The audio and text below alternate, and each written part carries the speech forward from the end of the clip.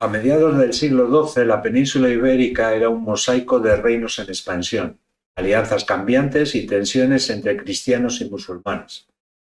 En este contexto surgió una figura clave para la historia de Aragón y de la península, Alfonso II, conocido como el Casto. Su reinado marcó un punto de inflexión. La unión de Aragón y el Condado de Barcelona dio origen a una nueva realidad política, la Corona de Aragón, que transformaría el equilibrio de poderes en el Mediterráneo occidental. En el verano de 1162, de camino a una entrevista con el emperador del Sacro Imperio Romano Germánico Federico I en Turín, para tratar sobre los dominios de la Provenza, enfermó Ramón Berenguer IV y murió en Borgo San Dalmach, en el Piamonte. Antes de morir hizo su testamento de palabra. 2 meses después, una curia extraordinaria en Huesca hizo lectura pública del testamento. Como su esposa Petronila, según las costumbres del reino de Aragón, no podía reinar ni ser tutora, sus hijos heredaron los territorios. Para Alfonso, el condado de Barcelona, excepto Cerdaña para Pedro y Besalú para Petronila, y el poder en el reino de Aragón, no así su propiedad, ya que seguiría en manos de Petronila y de la Casa Real Aragonesa. Y para Pedro, el condado de Cerdaña y los derechos a los vizcondados de Narbona y Carcassona. Todos ellos estarían bajo el vasallaje de su hermano Alfonso. En el testamento había las siguientes cláusulas. Si Alfonso moría sin hijos legítimos, Pedro recibiría toda la herencia, y la suya pasaría a su hermano Sancho. Y si Pedro moría sin hijos legítimos, todo pasaría a Sancho. Como Alfonso era menor de edad, tenía 5 años, se dispuso como tutor al rey Enrique II de Inglaterra. Sin embargo, en este tema hubo disputas. El rey Fernando II de León se autoadjudicó la custodia en el Tratado de Ágreda, y fuentes catalanas hablan de que Ramón Berenguer III de Provenza también figuraba como tutor. Para acabar con esta polémica, en 1164 Petronila renunciaba a sus derechos al reino de Aragón a favor de su hijo Alfonso, convirtiéndose este en el primer rey de la corona de Aragón, que sería una confederación de territorios con proyectos políticos diferentes, pero con un rey común. Se formó un consejo de regencia compuesto por nobles, obispos y representantes de las ciudades. Todos ellos se mostraron leales a la corona. Dijéramos que no hubo problemas en el tránsito al nuevo reinado y este consejo de regencia firmó tratados de paz con otros reinos. En 1162, como ya os he dicho, firmó un tratado con Fernando II de León, el Tratado de Ágreda. Era un tratado de alianza y amistad para atacar Navarra. Además, se confirmó el matrimonio entre Alfonso II y Sancha, la hermana del rey de León, matrimonio acordado en el Tratado de Lérida de 1157, firmado por Alfonso VII y Ramón Berenguer IV. Con Navarra se firmó unas treguas de 13 años en 1163 y 5 años se renovó por 20 años en el Tratado de San Adrián de Sangüesa. En este tratado se incluía además el reparto de las conquistas realizadas al reino taifa de Valencia-Murcia. Y con Castilla, Alfonso II heredó el tratado firmado con Sancho III para regular la frontera común y un acuerdo, el acuerdo de devolución de Zaragoza a Aragón a cambio de rendirle homenaje sin entrega de ningún castillo o señorío. El condado de Barcelona, con Alfonso II, digamos que conquistó una vieja aspiración del condado de Barcelona, ser el líder sobre los otros condados catalanes. Como os he dicho, Alfonso II lo consiguió al convertirse en rey de Aragón. En el año 1169 aparece por primera vez en los documentos el término Catalonia, refiriéndose a un espacio geográfico, social y político.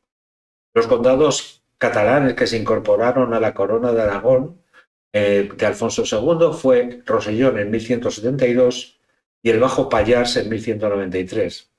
El resto de los condados se incorporarán a la corona ya en el siglo XV, Ampurias, Urgel y el Alto Pallars.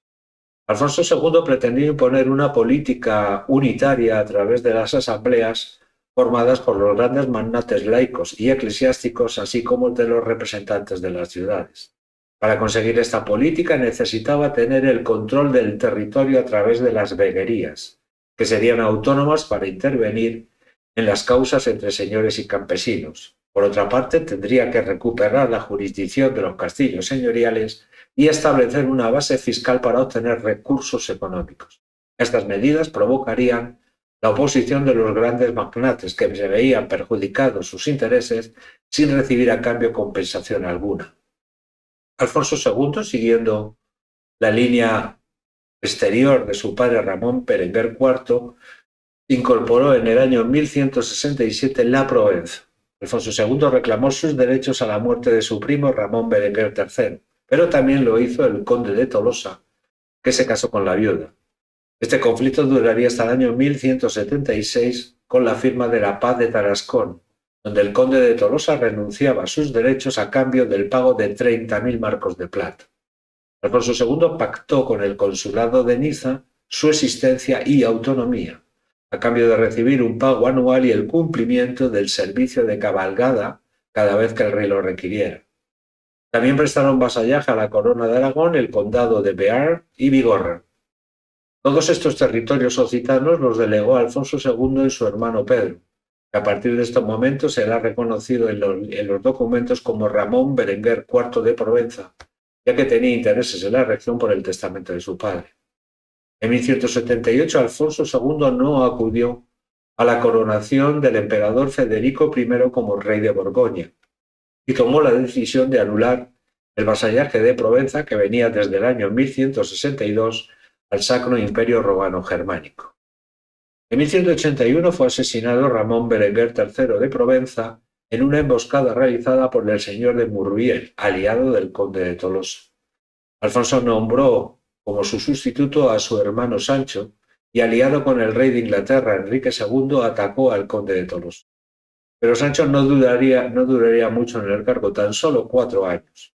Fue destituido por pretender independizarse de la corona, pactando con Génova sin consentimiento ni autorización de Alfonso II. Fue sustituido por el hijo del rey, Alfonso, menor de edad de 5 años, por lo tanto el gobierno lo ejerció el conde de Foix. Alfonso se vería obligado a negociar la paz con el conde de Tolosa y pagar a Génova para que no atacaran los puertos provenzales. Pero con los años Alfonso propuso recuperar el terreno perdido y acabar de todas maneras con el conde de Tolosa. Salió con Ricardo Corazón de León, el hijo de Enrique II de Inglaterra, para invadir el condado de Tolosa y por otra parte cambió su política con Génova firmando un tratado de amistad. Por otra parte, en 1188 el condado de Tolosa no vivía tiempos felices, por decirlo de alguna manera, ya que había una revuelta liderada por los patricios de la ciudad para recortar los poderes del conde. Como consecuencia de la marcha de Ricardo Corazón de León a la cruzada de Tierra Santa entre los años 1188 y 1193, se vivieron tiempos tranquilos en la Occitania. La cruzada fue un fracaso, y a su regreso Ricardo Corazón de León fue apresado por el emperador Enrique VI, que lo liberaría a cambio de la donación de la Provenza. Alfonso II hizo caso omiso de aquella donación, aunque para asegurar su posición se acordó el matrimonio de su hijo Alfonso con la hija y heredera del condado de Forcalquier. Volvamos a la península, con los enfrentamientos con los almohades. En los años 1168 y 1169, el Alfonso II conquistó lo que hoy denominaríamos la comarca de Teruel y Caspe. Junto con el rey de Navarra, Sancho VI, autorizó al conde Pedro Ruiz de Azagra la conquista de Albarracín según lo pactado en San Adrián de Sangüesa en el año 1168. Pero Pedro Ruiz se proclamaría señor de Albarracín y no reconocería la soberanía de Aragón. Esto obstaculizó la expansión del reino aragonés hacia el sur.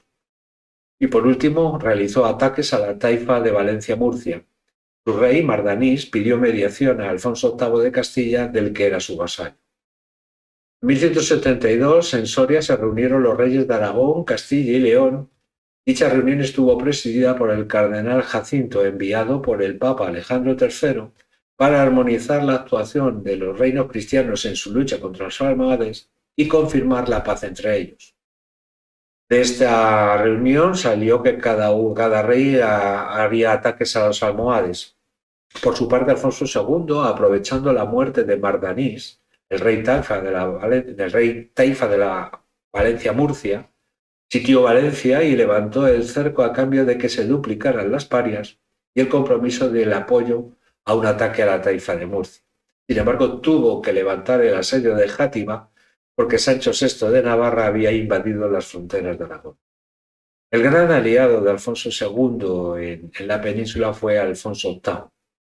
Tras las treguas firmadas entre Alfonso II y Sancho VI de Navarra en San Adrián de Sangüesa en el año 1168, Aragón realizó incursiones con poco éxito en las fronteras de Castilla, lo que le llevaría, 2 años después, a firmar unas treguas con Castilla en el Tratado de Sagún de 1170. Más o menos este tratado es una ratificación del Tratado de Tudela de 1151. Este tratado incluía ayuda mutua frente a terceros, a excepción de Enrique II de Inglaterra, ya que Aragón tenía intereses comunes con el rey de Inglaterra en Occitania, y poco tiempo después de este tratado, en el mes de septiembre, Alfonso VIII casaría con la hija de Enrique II, Leonor de Plantagenet.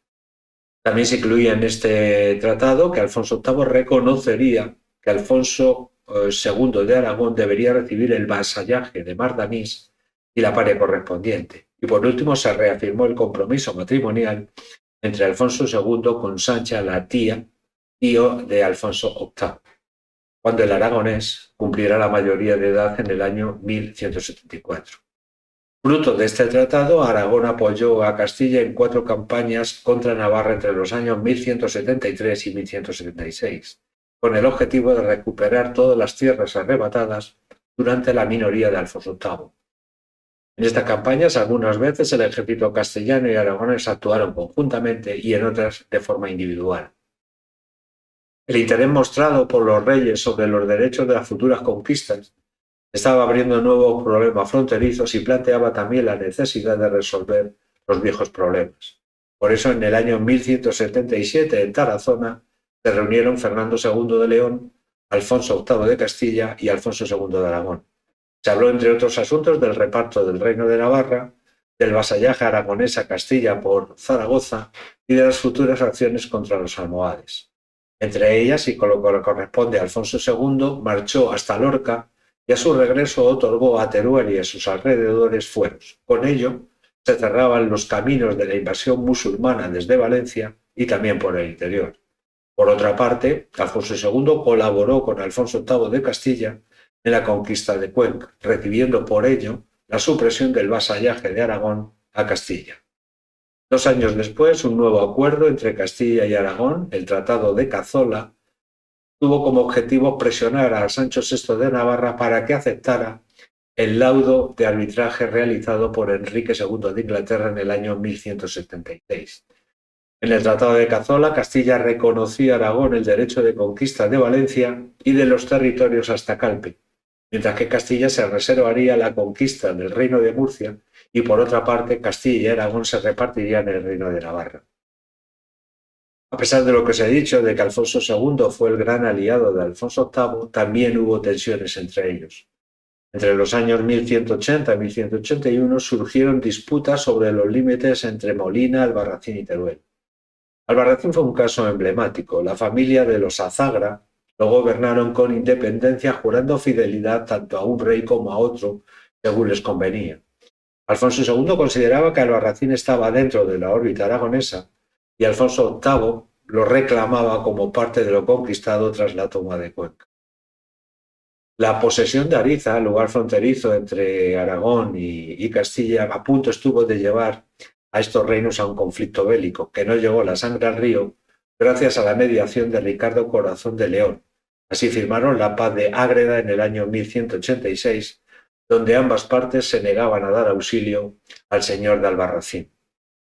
Pero la ambición expansionista de Alfonso VIII no tenía límites y provocó la unión de todos los reinos contra él. En 1190, Navarra y Aragón firmaron el Tratado de Borja, un pacto de amistad y ayuda mutua, y ese mismo año se consolidó la Liga de Huesca, formada por el rey de León, Alfonso IX, el rey de Aragón, Alfonso II, y el rey de Portugal, Sancho I. A esta liga se uniría al año siguiente Sancho VI de Navarra, pero no intervendría en ningún ataque realizado contra Castilla. No tendría grandes efectos, porque un año después, nuevamente, Aragón y Castilla pactaron una tregua gracias a la mediación del legado pontificio. Desde Roma se estaba alarmando a toda la cristiandad sobre la expansión de los musulmanes. En el año 1195, el Papa Celestino III mandó un legado a la península pidiendo unidad y ofreció las mismas gracias espirituales que a los cruzados que iban a Tierra Santa. Esto no lo va a vivir Alfonso II porque moriría a los pocos meses, en marzo de 1196, y en su testamento separó sus dominios peninsulares de los occitanos, para Pedro, Aragón y Cataluña, y para Alfonso los condados al norte de los Pirineos. El reinado de Alfonso II fue mucho más que una mera sucesión dinástica, fue el acto fundacional de una nueva realidad política. Supo unir sin imponer, consolidar sin destruir y sentar las bases de una estructura que resistiría siglos de historia. En un tiempo en que los reinos ibéricos luchaban por su supervivencia, Alfonso II entendió que el poder no se mide solo por las conquistas militares, sino por la capacidad de unir y gobernar territorios diversos bajo una misma corona. Su figura, a menudo eclipsada por reyes posteriores, merece ser recordada como la del constructor silencioso de la corona de Aragón.